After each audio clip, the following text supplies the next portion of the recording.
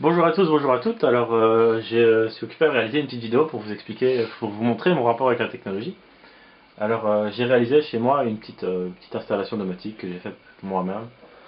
Alors, c'est dans le cadre d'un concours Parce que je suis techie. Et donc, je vais vous présenter ce que j'ai fait chez moi.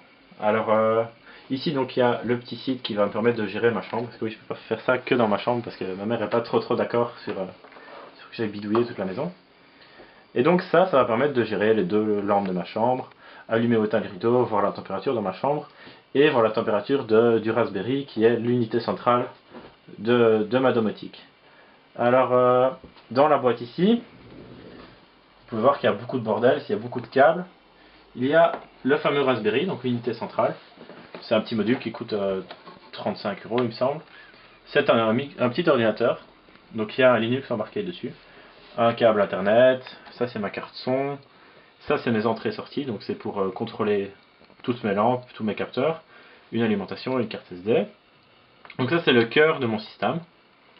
Alors voilà, c'est là que va tourner. J'ai aussi connecté à ça un Arduino, avec, donc c'est une petite brique aussi, sauf qu'il n'y a pas de système dessus. Enfin si, il y a un système mais pas un système Linux. Et avec un petit capteur de température ici, je peux vous montrer, hop, ça ne marchera plus par contre. Voilà, un petit capteur, donc ça a 3 pins, le plus, le moins, et les données. Il y a ici, les petites briques que vous voyez, c'est des relais, donc c'est ce qui va pouvoir allumer et éteindre les lampes. Donc on peut voir, par exemple ici, hop, allumer. Ça c'est celui de mes rideaux, ça fait beaucoup de bruit. Donc on voit qu'un relais s'allume, l'autre pas, ça fait tourner le moteur dans un sens. Si on fait l'inverse, le moteur tourne dans l'autre. Il y a un deuxième relais ici, celui qui est là, qui gère les lampes sous mon bureau. Et j'ai un câble qui part, je ne sais plus trop où, celui-ci, c'est un câble noir, qui va dans mon mur directement et qui contrôle ma lampe. C'est pour ça que je peux allumer ou éteindre la lampe de chez moi. Alors c'est un petit peu le bordel, mais bon, on s'en sort. Donc ici on a le site en lui-même où il y a donc les allumer et éteindre ma lampe principale, allumer et éteindre la lampe qui se trouve sous mon bureau, et ouvrir et fermer les rideaux. Il y a aussi la température de ma chambre, bon c'est pas hyper précis parce que 21 degrés ça me semble un peu beaucoup, et la température de mon Raspberry, donc c'est pour savoir s'il chauffe un peu trop. Alors pour ça, il y a, donc ici il y a le serveur du site qui tourne, on voit ça check toutes les secondes si les lampes sont allumées ou éteintes.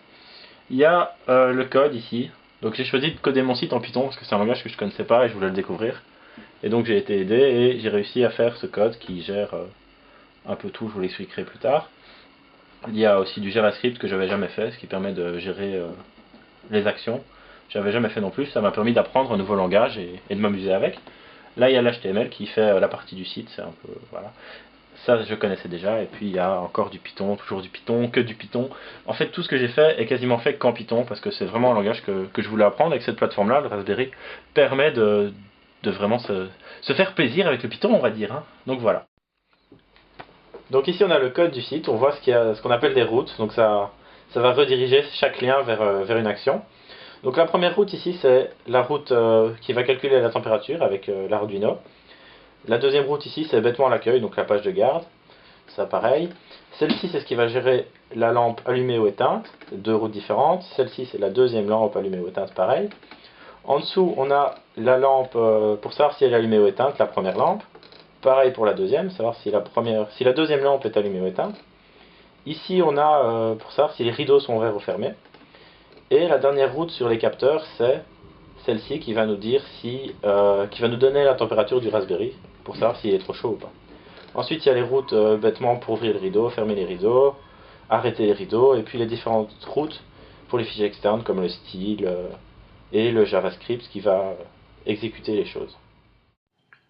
On va donc essayer les rideaux. Hein. Alors c'est parti, ouvrons les rideaux.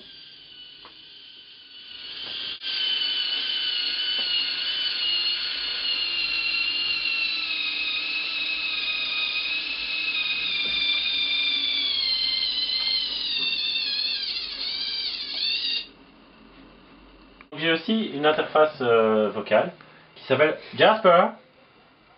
Voilà. Et donc là, on peut lui donner des ordres. Bon, là, elle va pas comprendre ce que je veux dire parce qu'elle connaît pas cet ordre-là. Mais après, je vais lui demander d'allumer ou d'éteindre la lumière. Donc là, on va lui demander d'éteindre la lumière. Voilà, donc elle est finie. Jasper, light off. Light off. Mon système domotique est aussi compatible avec la technologie NFC, c'est-à-dire la technologie sans contact comme les cartes d'abonnement de la STIB ou les choses comme ça. Alors si je passe mon téléphone au-dessus de la carte qui est là, voilà, hop, j'ai ma lumière qui normalement s'éteint, voilà, parfait, ma lumière s'éteint. Et donc on peut la rallumer avec l'ordi, ou on peut mettre une deuxième carte, on peut programmer la carte pour qu'elle allume et qu'elle éteigne. Et donc je remontre une deuxième fois, on peut éteindre la lampe en mettant juste son téléphone sur la carte NFC. J'ai aussi fait une petite application qui va aller chercher l'horaire du bus et du tram qui passe devant chez moi.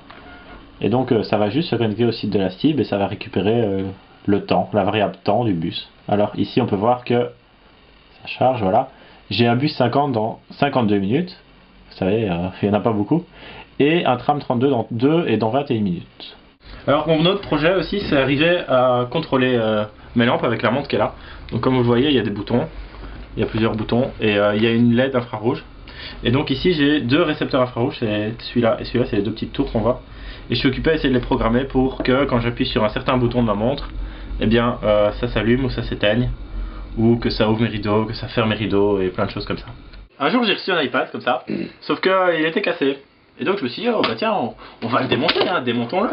Alors ici il y a l'écran qui était cassé, donc je sais pas si on voit, il est un peu fissuré ici, là et là. Il y a ici la batterie, donc un peu flexible, c'est un peu dangereux, voilà, faut pas trop jouer avec ça. Et il y a la carte mère de la tablette, donc voilà, les petits boutons sur le côté, les différentes prises, la prise HDMI, la prise son, voilà, le lecteur de carte SD et tout ça. Il y a le petit baffle que j'ai cassé sans faire exprès qui, voilà, le petit baffle. Et la coque arrière, on s'en fout. Et donc je me suis dit, oh bah tiens, on va récupérer la dalle tactile, parce que ça, donc ici, le petit composant, il récupère la position en fonction de la position du doigt, quoi. Et donc ce que je vais faire, je vais le mettre à l'entrée de ma chambre, et je vais mettre une feuille de papier derrière avec allumer la lampe, éteindre la lampe, ouvrir les rideaux, fermer les rideaux. Et donc ma mère, qui a un peu du mal avec ma domotique, elle pourra juste appuyer sur le bouton ici sur la tablette à l'entrée de ma chambre sans devoir sortir son téléphone ou aller sur l'ordi ou des choses comme ça. Alors j'ai aussi comme projet d'arriver à domotiser mon chauffage, ma vanne de chauffage qui est ici. Et donc ce que je compte faire, c'est prendre un moteur comme celui-ci, comme celui-là, et le coller là pour arriver à contrôler mon chauffage et faire une sorte de régulation où je puisse programmer la température depuis le tram, le bus, ou des choses comme ça.